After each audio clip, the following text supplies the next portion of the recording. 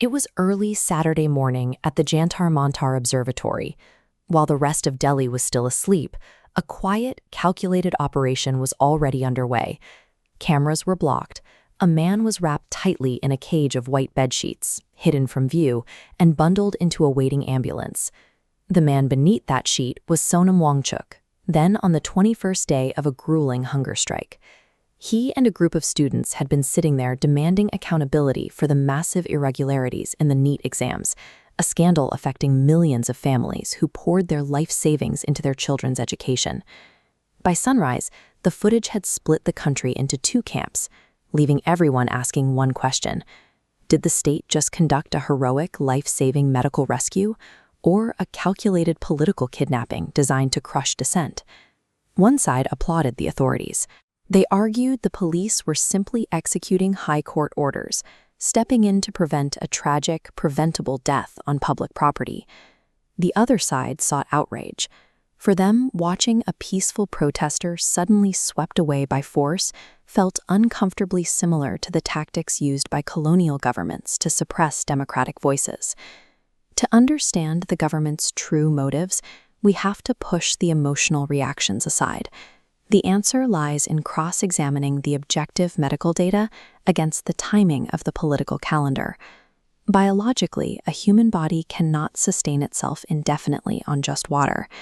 By the third week of a fast, a 59-year-old body begins to break down entirely. This chart maps the physical toll on Wangchuk. Over 21 days, his weight plummeted to 56 kilograms. Even more alarming is his blood sugar, crashing to 67, a critical threshold where the brain is starved of energy, leading toward organ failure. Under Indian law, the state is legally bound to preserve life. If doctors declare a person's condition critical, the High Court mandates that the government cannot simply sit by and allow a citizen to die under its watch. Fasting, no matter the cause, doesn't grant immunity from medical intervention.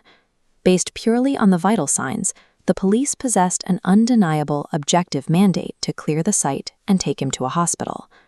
But if the state was so deeply concerned with Wangchuk's health on day 21, it raises an uncomfortable question.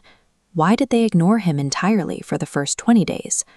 Historically, the British colonial government regularly sent emissaries to negotiate directly with fasting leaders like Gandhi. Yet for 3 weeks, not a single representative or letter arrived to open dialogue. The first and only response was the sudden deployment of hundreds of paramilitary troops. The timeline reveals a highly orchestrated operation. Traffic routes were pre-cleared for ambulances, plainclothes officers were briefed, and the entire extraction took exactly 40 minutes.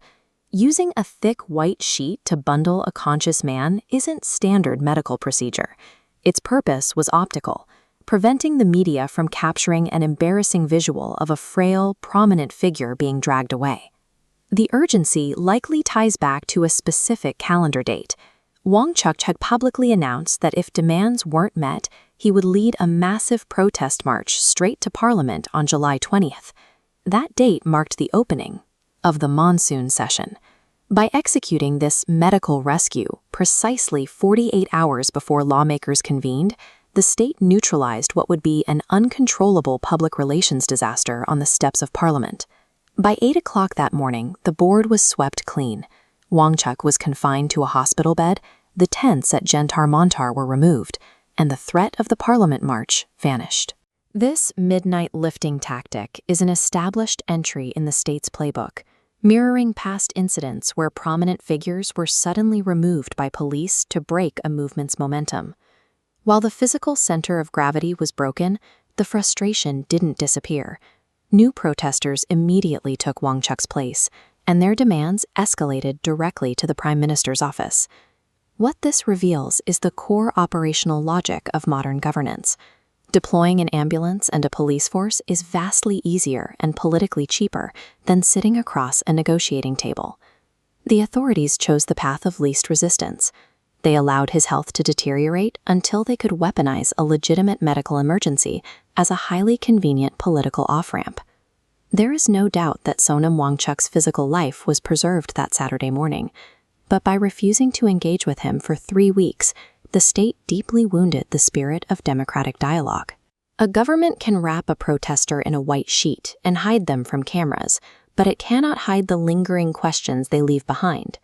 Treating citizens' grievances merely as optical problems to be forcefully swept away before the news cycle peaks creates a dangerous precedent.